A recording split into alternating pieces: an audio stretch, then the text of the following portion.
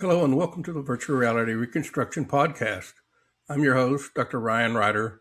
Today we're exploring how technology is transforming urban search and rescue for missing persons. Before we dive into this, a quick thanks to our sponsor, 𝗧𝗵𝗲. They provide 360-degree crime scene cameras and VR reconstruction software for law enforcement.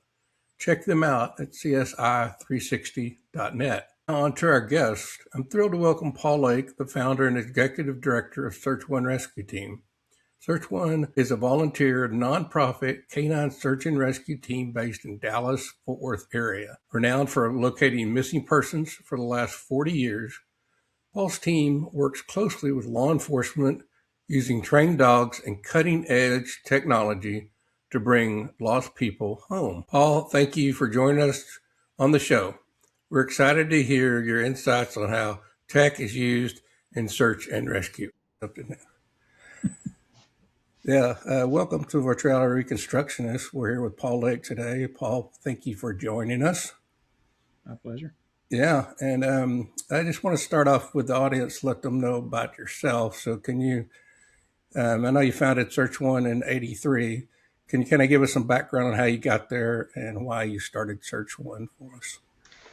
Yeah, thanks, Ryan. I get that question a lot, actually, and it kind of ties back to being raised in a law enforcement family of sorts. My uncle was FBI, and my brother, who was 8 years my elder, left to go be FBI right after high school in the 60s, when you could do that without having to go to college, and so he did that.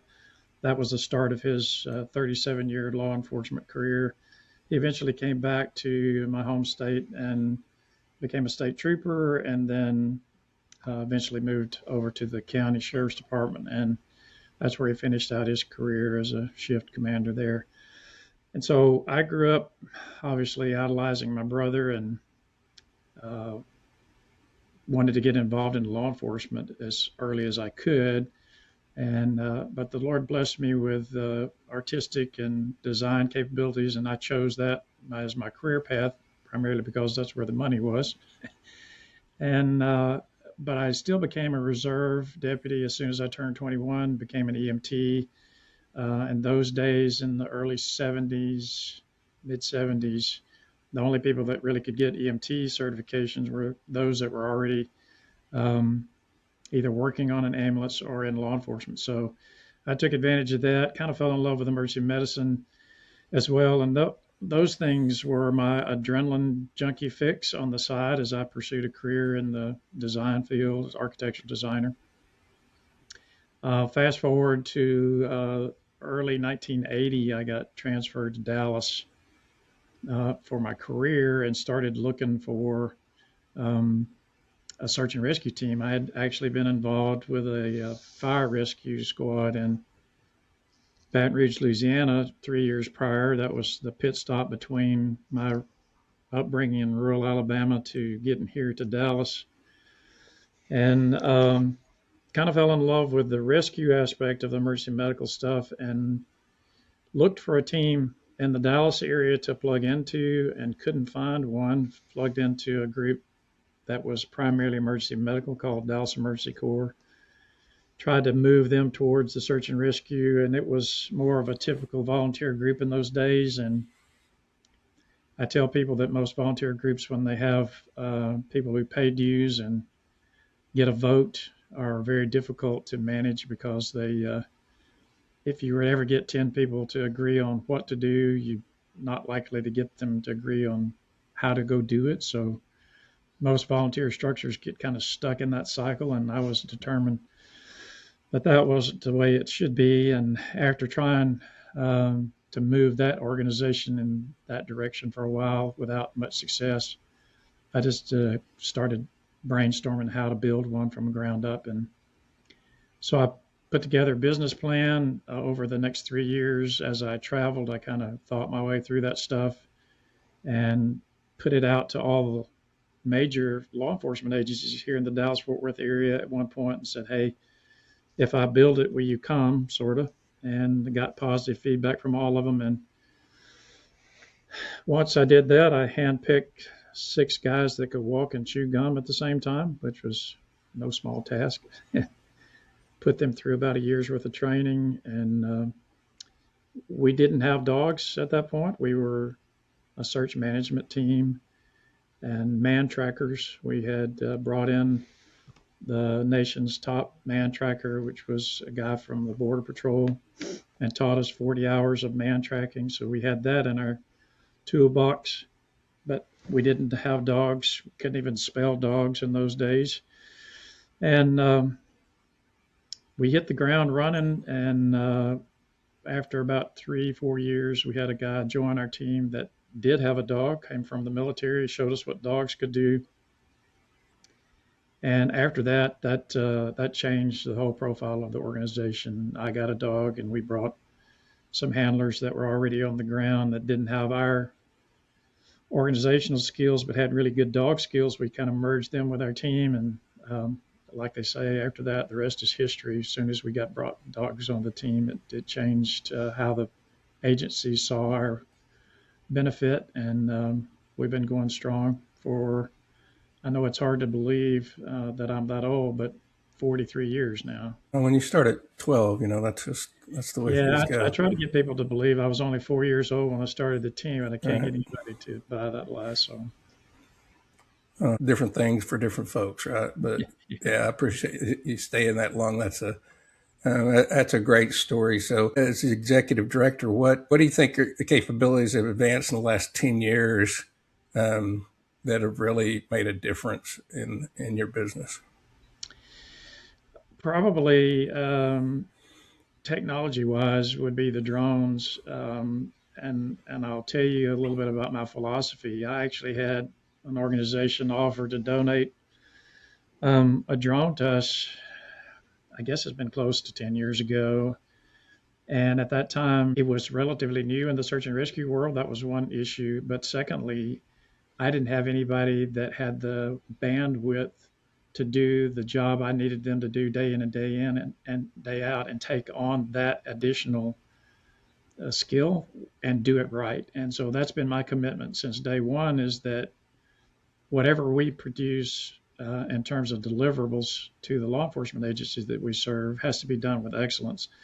And I wasn't willing to compromise that. And I was smart enough at that time to know that bringing on a drone and the licensing and the expertise required to do that right was significant. And all of our dog handlers and flankers and base management people were trying to balance work life, family life, training 4 hours every weekend, and averaging 10 search calls a month in their existing bandwidth already. And so it wasn't until about 3 years ago that one of our former members, retired Fort Worth PD SWAT officer who'd been with the team a number of years, and he retired from the team for a while and then decided he would like to come back, and drones was kind of what he was interested in. And so because of his availability and capability, I opened up the grant program again to try and fund that, and was able to successfully fund drones. And he's really run with that ball and made it a huge asset. And we just recently had a find within the last couple of months where local law enforcement agency had their drones out. Our drone team showed up. They had searched for quite a while for an elderly Alzheimer's patient, and our drone pilot was able to find him in an area that had already been searched by law enforcement, actually, and spotlight him with a high-powered spotlight so that fire department and law enforcement could actually physically locate him and extricate him and get him out. He was down and not in good condition at the time, and so that was a pretty big win for us. And so the technology around that is probably the number one thing, but there's been a bunch of other things too, and be happy to talk to you about those as we go along. Yeah, that's a great story, especially happening recently. I know they're advancing through all kinds of businesses, but yeah, in your business, I know even when I retired from the street, the drones were picking up pretty heavily, and we were using them for searching for people and car crashes and Yeah. assessing fires, and they almost became a tool that we were wondering, how do we do this without it? Yeah, I haven't it that long. Y'all are probably in that same stage. It's a great tool, and as long as you can keep them up in the air, they're gonna help out even the teams on the ground. I'm sure you find out that it's not just about a search capability, but giving them a direction where the drone can't find or look, even with maybe they did a thermal or something, but Yeah, still need people on the ground to support it and move different areas.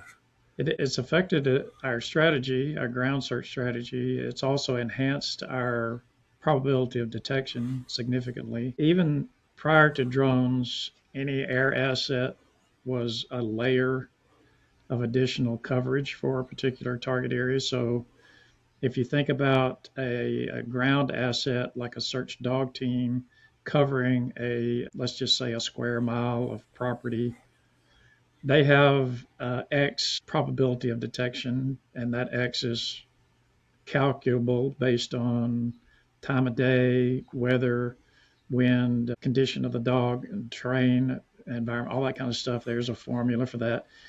And so at the end of that, you've got one asset that's covered a target area at X probability of detection.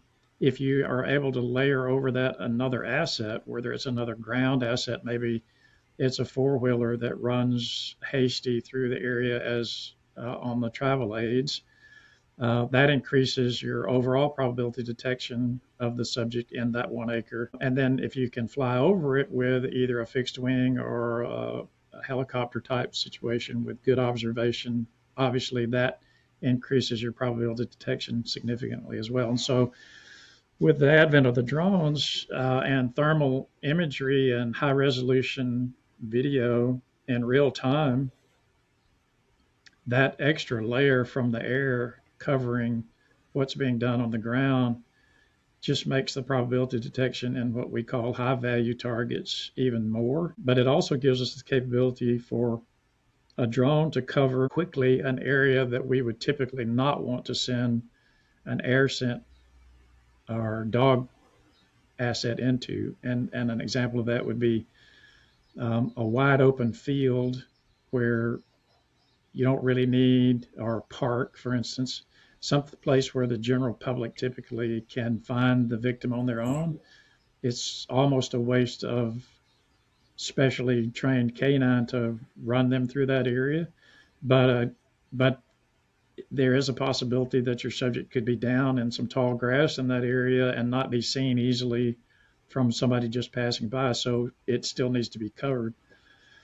And with a drone, you can pass that area in just sometimes a matter of seconds, especially minutes, without having to try to relocate a canine asset there and that kind of stuff. And with their thermal imaging, even in the daytime, the victim is going to be easily distinguishable. And so those are all things that have really improved our effectiveness in the field with our ground operations. Yeah, I can imagine. I didn't even think about that, the ability, the logistics on that. And well, I mean, if you get drones and people on the ground searching and dogs, you got a lot of increase in potential of a good result, right? If you're in the right area. We've always known that that's questionable, right? Did we start in the right area? How mobile are they? If they're, yeah, absolutely. Yeah, you're always hoping they're going to be there, but there's always that chance. So let's shift a little bit from drones. I'm sure we could probably discuss that for hours, but what about GIS and mapping? How's that? I mean, you can take us from start to finish. I know when I was with the group, we were still doing a lot by hand and trying to use what we could, but I think y'all have advanced a little more in mapping and probably live mapping like we talked about with trackers. Now give us a little snapshot of what you're doing with that currently in search and rescue. Yeah, ironically, I think back when you were with the team many moons ago, we were still using MAPSCOs to get to the scene. We didn't even have GPS in our cars. And we joke about that occasionally now. I trained my daughter on how to use MapSco when she was like 11 or 12 years old, and she got really good at it. So that has been a long time ago because she's in her 40s now. So, Yeah. but ironically, every time we had a search, it seemed to be in the corner of 2 pages, and it was very difficult to find just how to get there. With the advent of GPS in the cars today, we often joke about how did we ever even get to a search scene, especially in a rural environment that had very ambiguous addresses and typically down a long ranch road or something with very difficult coordinates to it.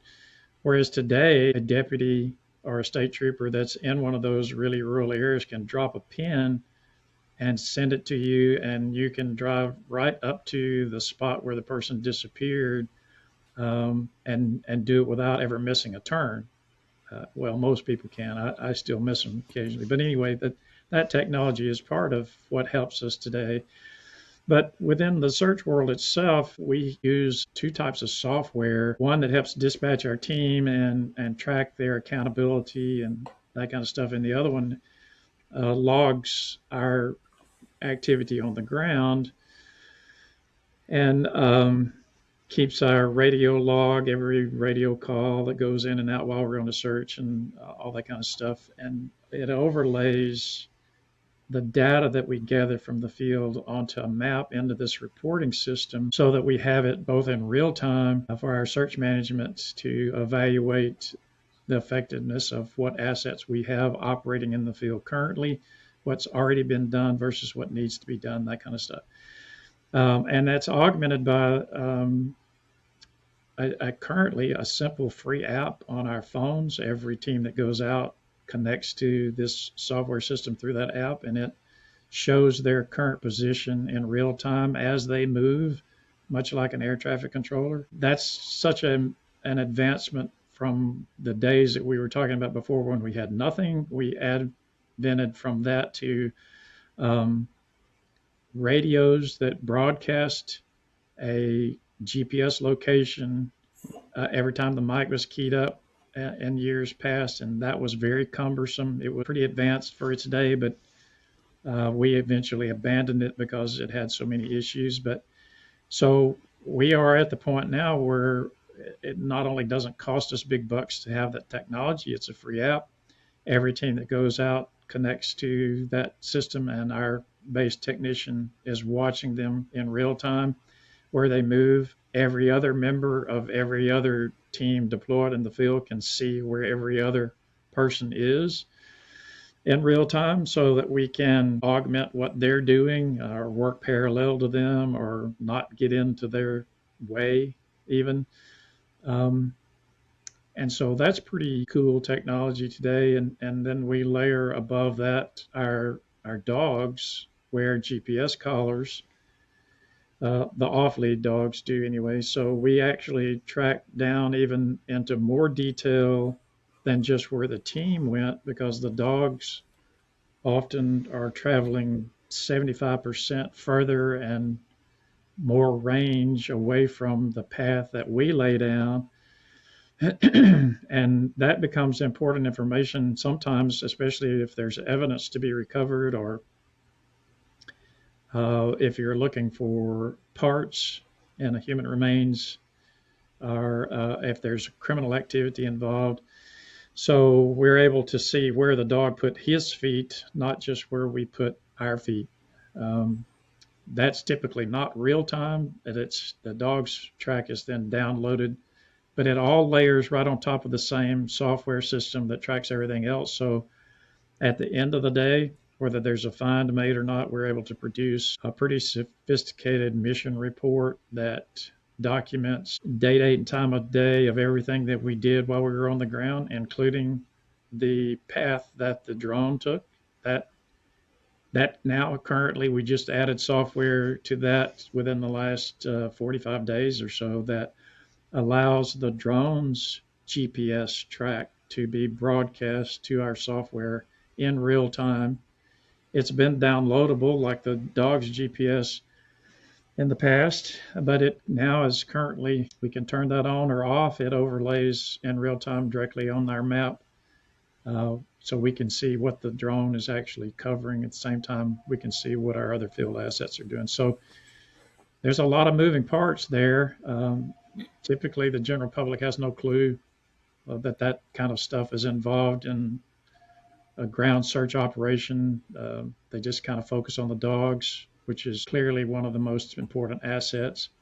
And we as dog handlers are just their chauffeurs. But it's an orchestration of significant magnitude of a lot of different assets, including technology, to bring to bear on a missing person search. And it all has to be done pretty rapidly because, as we all know, search is an emergency, especially if you're looking for an endangered person, be it an autistic child or an Alzheimer's on the elderly side or any of that kind of stuff. It's urgent. It's an urgent search. Yeah, it's got some great points. And I know, my search manager days that keeping track of all that and getting those visuals was sometimes the most difficult thing, and getting feedback and realizing, did we really cover this area like I think we did? But you made a good connection with all of that, because with all that data, all that information, I know that's all coming back to mobile command center.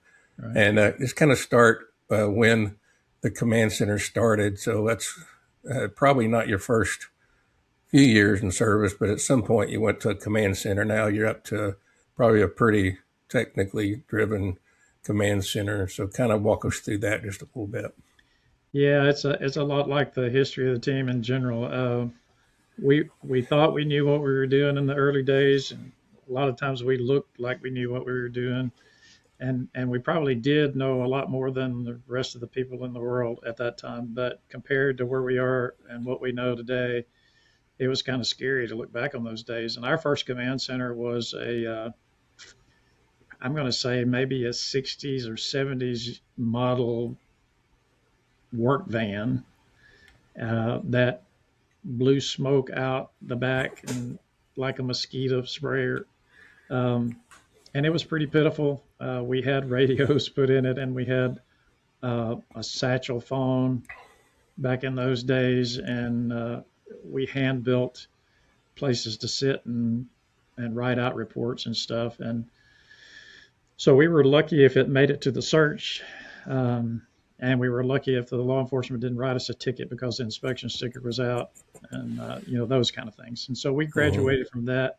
That was probably within the first 10 years or somewhere in that neighborhood. We graduated from that to a custom-built 14-foot Wells cargo trailer, which was a little more sophisticated. From that, 5 or 6 years later, we graduated to a 23-foot custom-built Wells cargo trailer that weighed just short of 9,000 pounds.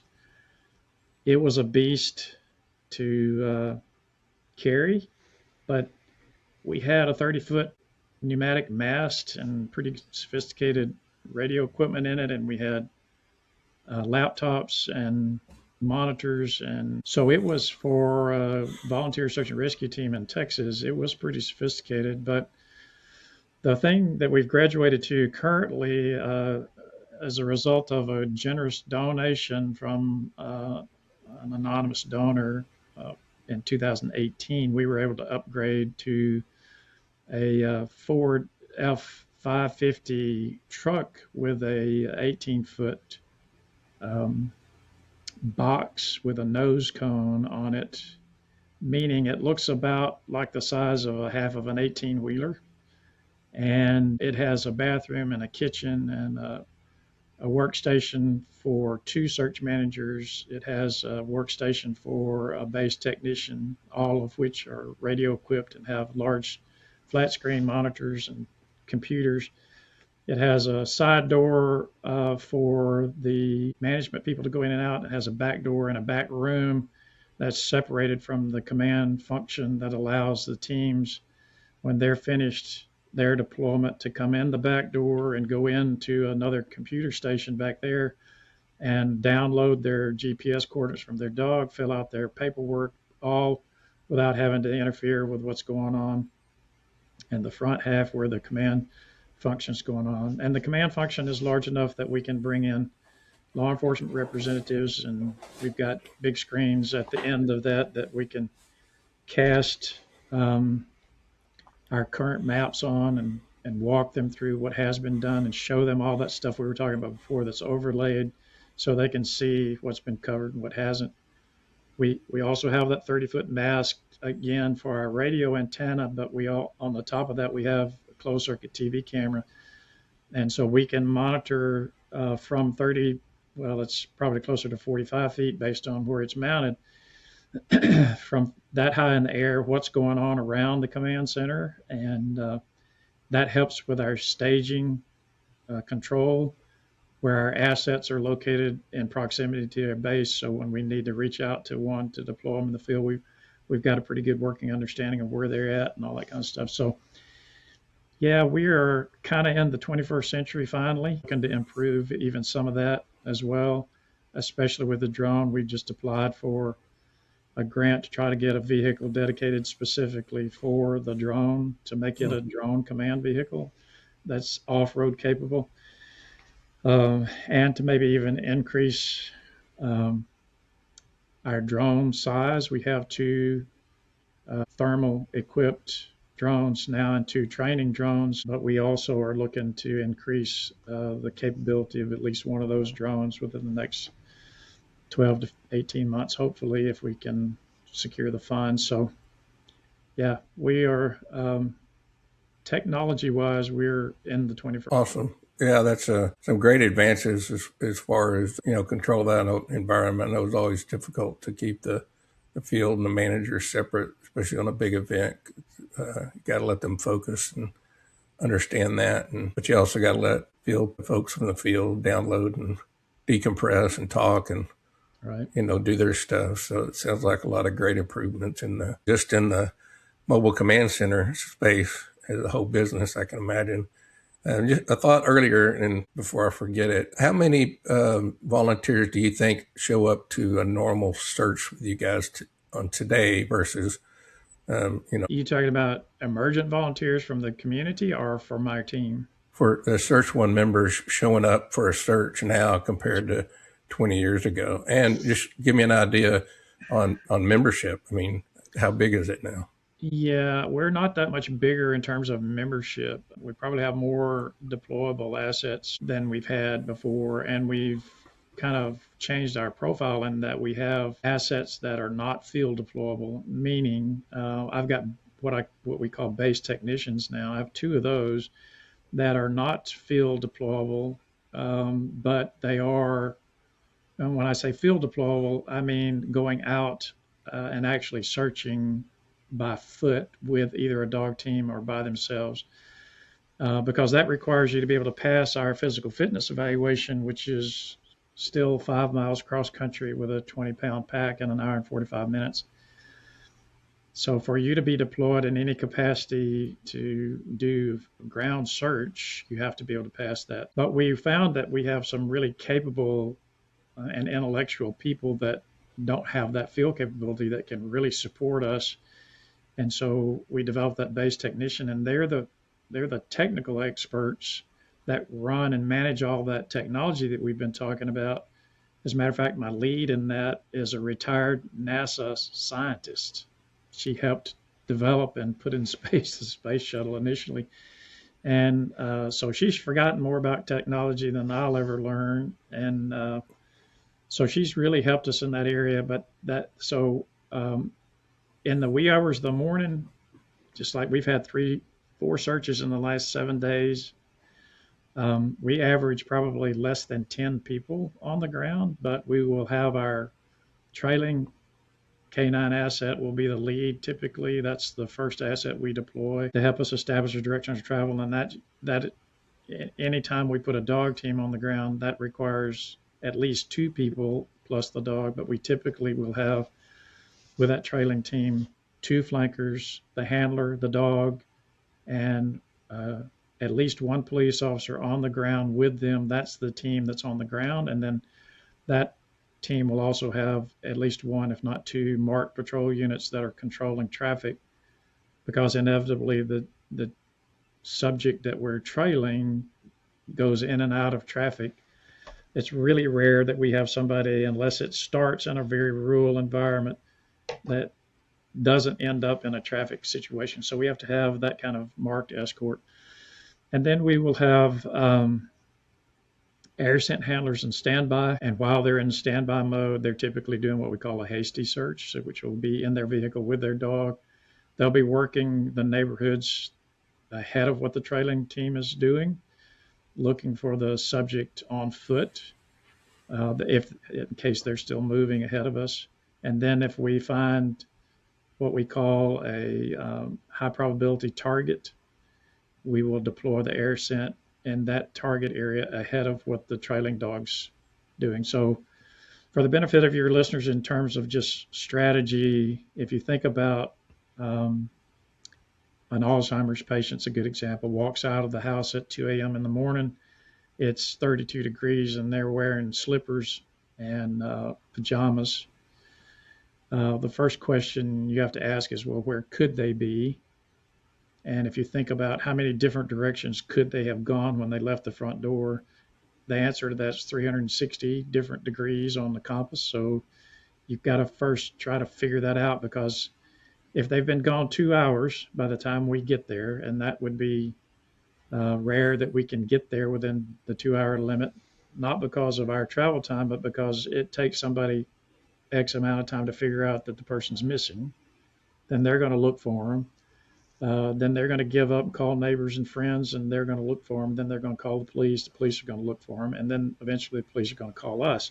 So those X number of minutes and hours in there add up before we can arrive. And an average adult, even an Alzheimer's patient, travels about 2 miles an hour on foot if they're walking.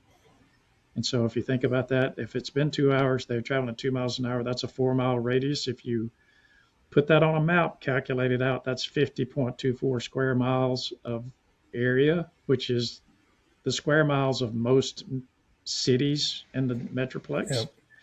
Meaning the answer to your first question of where could they be is anywhere in the city limits.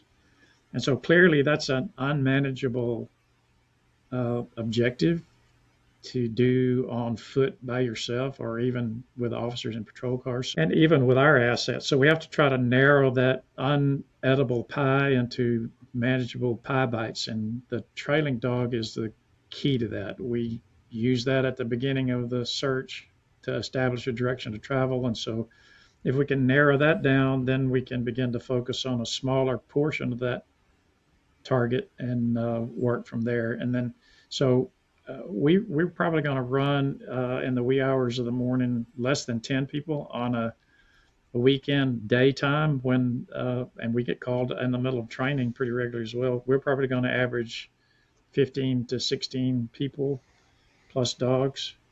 We're running about 32, 33 members currently, and we ask all of them to get permission from their employers, if they have employers, to leave in an emergency. But some of those people work in jobs like fire and medical and police, where they don't have the option to leave on their shift, clearly. And even some of the others in certain situations wouldn't be able to do that. So that's why we have the team as large as it is, so that anytime the bell rings, we have adequate resources to respond. Yeah, that's a great point. It sounds pretty consistent, but I think that's been what you've seen throughout the career of Search One Rescue. Things happen, people change, people move, yeah. All kinds of stuff happens. So yeah, well, it sounds like you're still getting some great support. You add that technology, you're still accomplishing more than you did 20 years ago. So that's a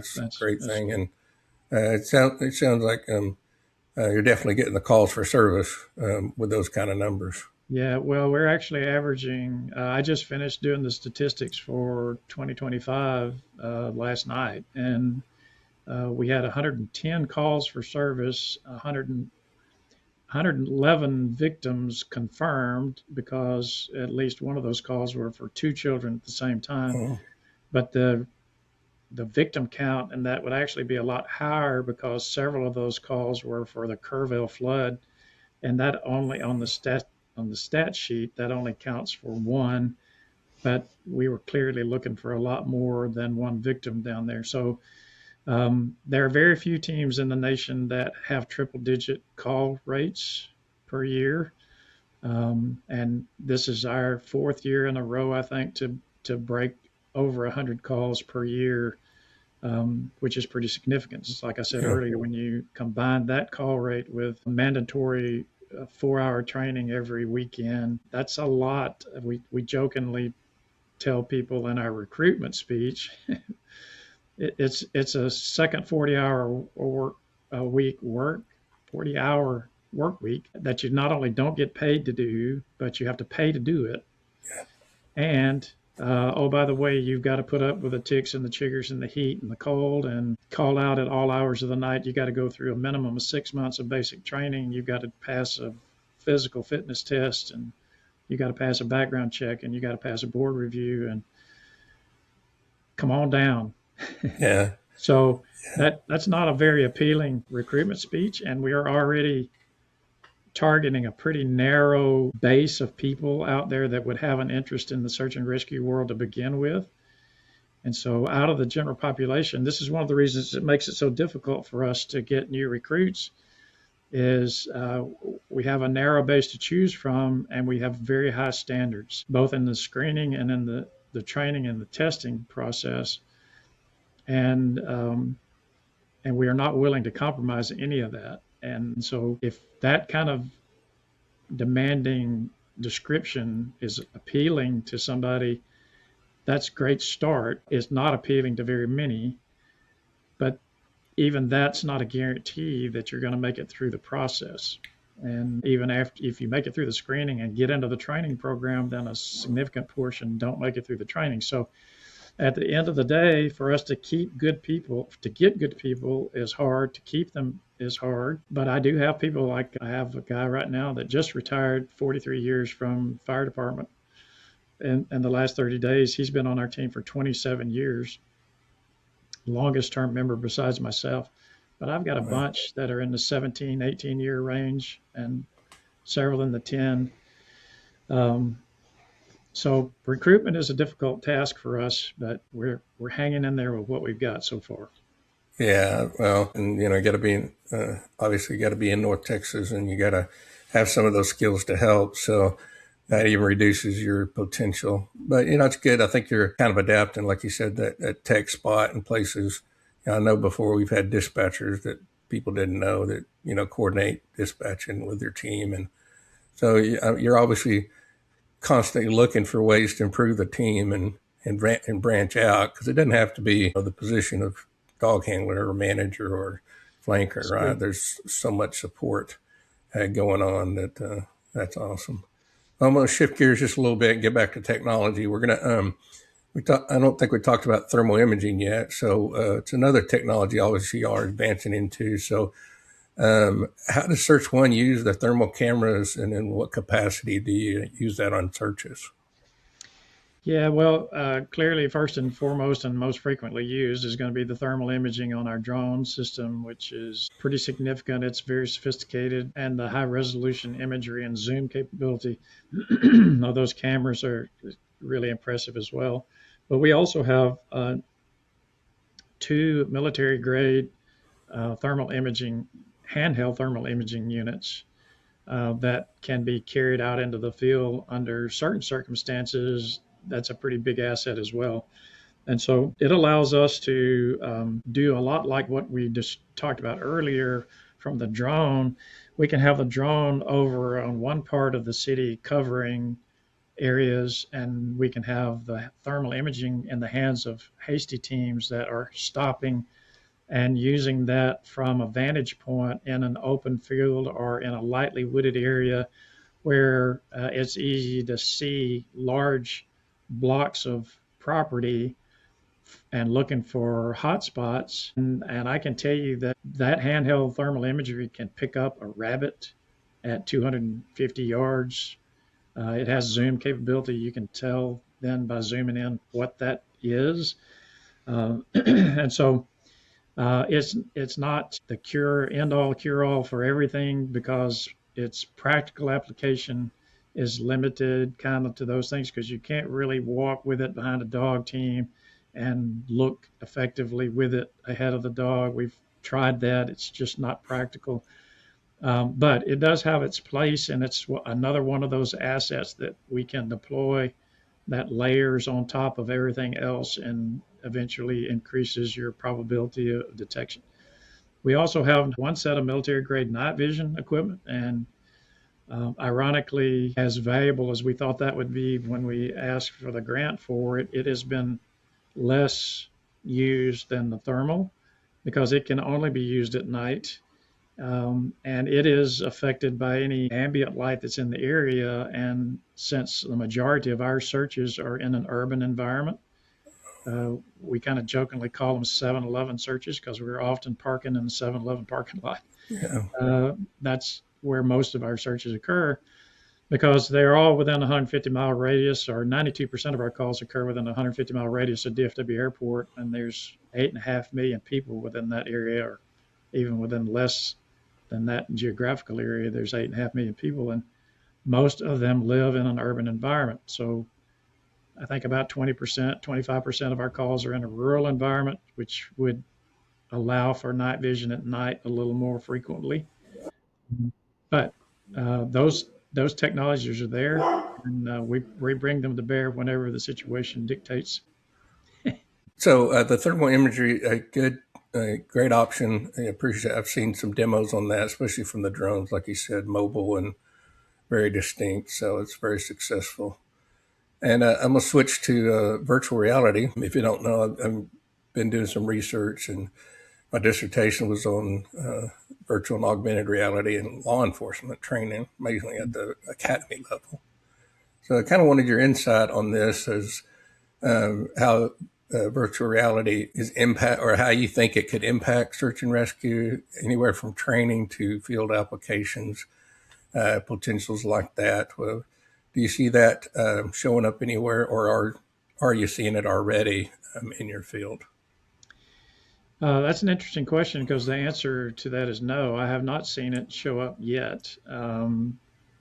And I try to stay tuned in to the rest of the search and rescue world and what's going on out there through forums and groups that I'm connected to.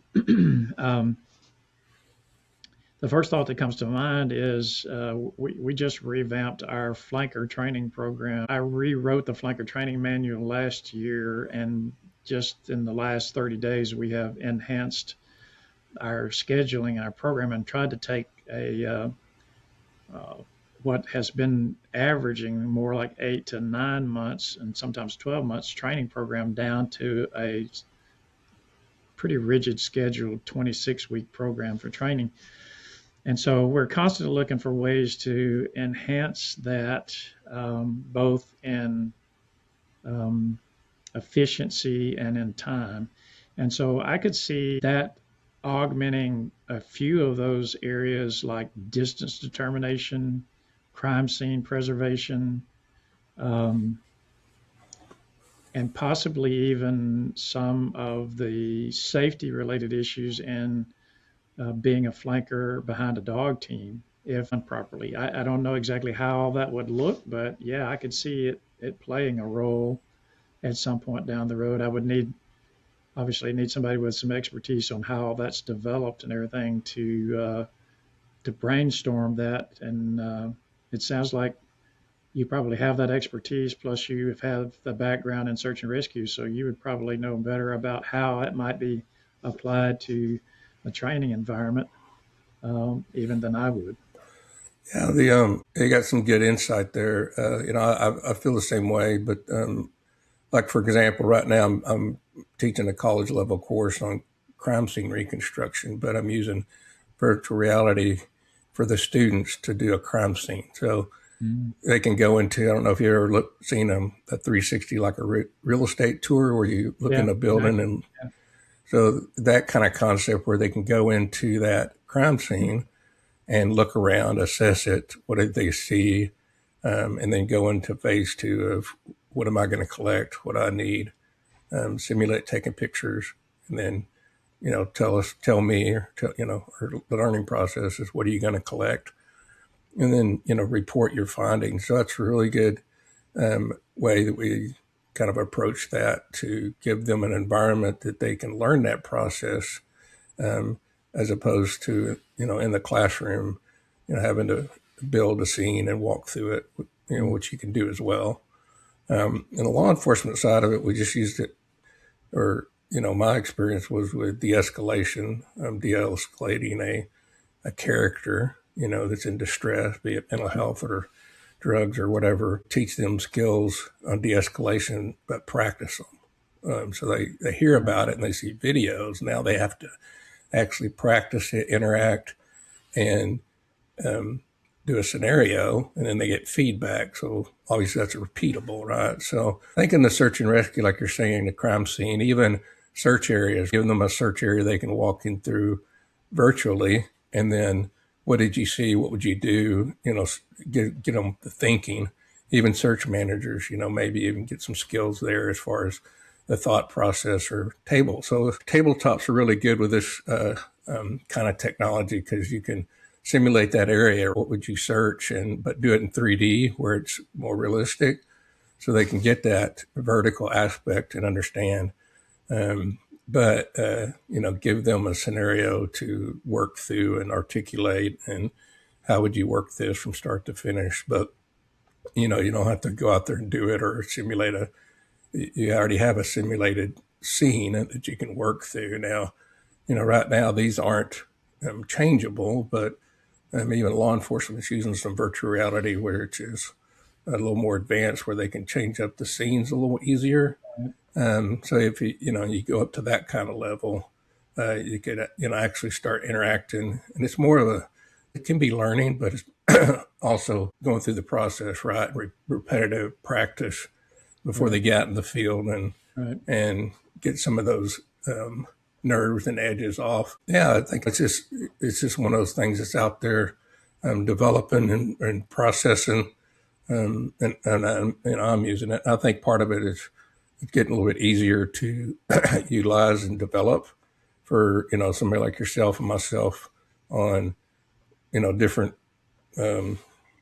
arenas, specifically for search and rescue. Obviously, the big corporations with big bucks can spend thousands of dollars on a training system just for their people, right? Because they're going to end up with 300 people going through it.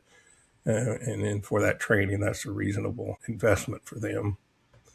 Yeah, we can talk about that more. I just wanted to see your insights on that, and what do you think? And I think about the proficiency goal is utmost in our mind when we're training a new recruit, and having the ability to repeat something it becomes muscle memory. You kind of alluded to that, and the branching of shoot, no shoot in the law enforcement. I have experienced that myself personally too, and so I understand that concept. But crime scene clearly is one that would be easily done, but also clue consciousness is another one that would be easy to repetitively train in a virtual reality environment, where you're walking through a room or a field or a disaster scene, even whatever, because we're always looking for clues that are going to lead us to the subject that's missing. And there are typically way more clues than there are subjects,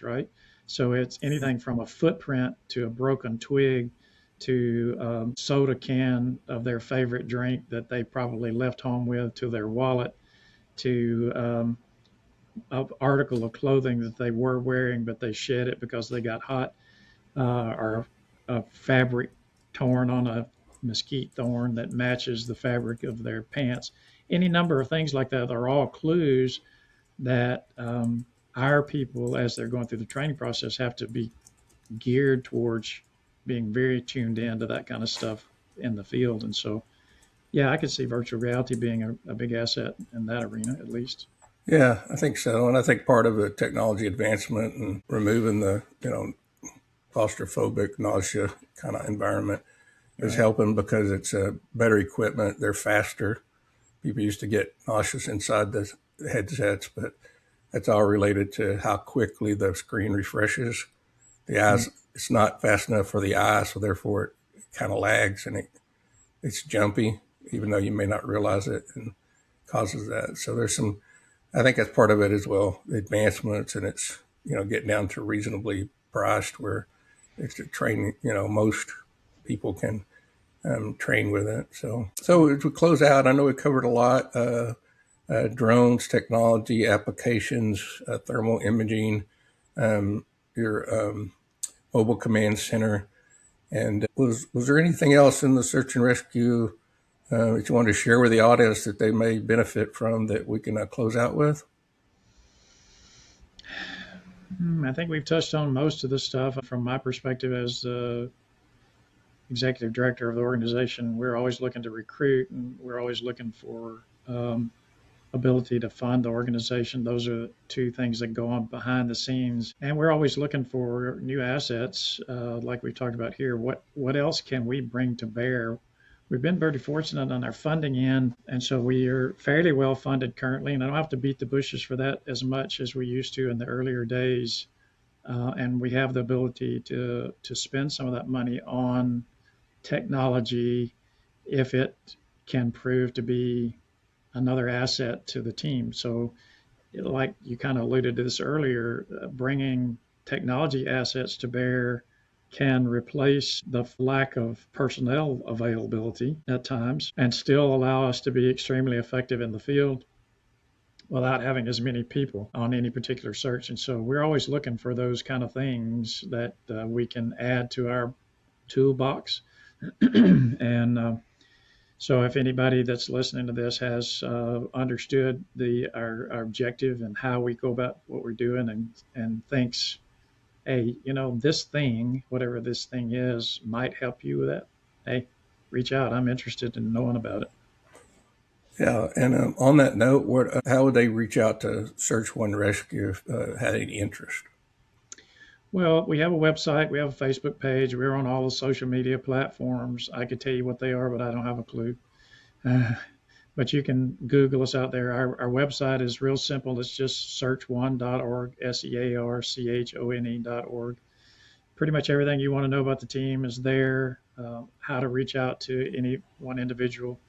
You can reach me at paul.lake@search1.org if you want to email me direct as well. But how we train, our requirements, history, pictures, donations, all that kind of stuff is on the website. If you're interested in finding out more about us and you want to follow us on Facebook or some of the other social media, it's pretty easy. That's another one of those behind the scenes things that I would not be capable of, but I've got a person who's a social media expert that does nothing but our social media for us and kind of keeps us in the forefront. That's another challenge for us is we have two markets to tend to. One is the general public for our funding primarily, and the other is the law enforcement market because they are the people who use us. And we can't respond to civilian requests. We're by protocol only allowed to respond to governmental agencies, and that's typically law enforcement. Can be fire, can be state-run schools or something along that line, but it has to be an official request by a governmental agency, and so keeping our name and contact information in the forefront of those people, and those people contact points change so frequently. So that's another challenge for us, and social media kind of helps with that as well. So we're kind of out there in the marketplace trying to keep everybody informed that we're here and ready to help. Good. Yeah, I think there are plenty of aspects for them to reach out and look into it, even if you want to support them, right? Because like Paul was saying, there's always a need for finances to support this, and team members are having to purchase a lot of equipment on their own, and they do, and supply a lot of gear on their own. But as we make it easier for them to do that, it's obviously, but they're the whole picture. So I appreciate that. But yeah, I think this concludes our session. Thanks, Paul Lake with Search One Rescue for your time with us today. And if you'll hang on just a second, let me close out. I'll get back with you. Okay. Thank you, Ryan. Thank you. Paul, that has been a fascinating discussion. We've learned how drones, GIS mapping, thermal cameras, and good comms are making a difference in urban search and rescue. And we got a glimpse of future tech like AR and VR that could further revolutionize how you train and operate. Thank you for sharing your experience. Before we wrap up, I want to let you know on how you can get more about the Search One Rescue Team. Paul recommends you contact them at www.search1.org. That's 𝗪𝗔𝗍𝗔𝗍𝗔.org. We'll make sure to include the links to Search One Rescue on the show notes. For listeners, technology is enhancing search and rescue, but it's folks like Paul Lake and his team, dedicated volunteers with dogs and know-how, who bring it all together to save lives. It's a great example of tech and teamwork in action. If you're interested in supporting Search One or getting involved with a local search team, definitely reach out via their website. And if you know someone who could benefit from these tech and public safety discussions, please share this episode. Paul, thank you again for joining us, and thanks for everyone for listening to the Virtual Reality Reconstructionist. Until next time, stay safe and stay curious.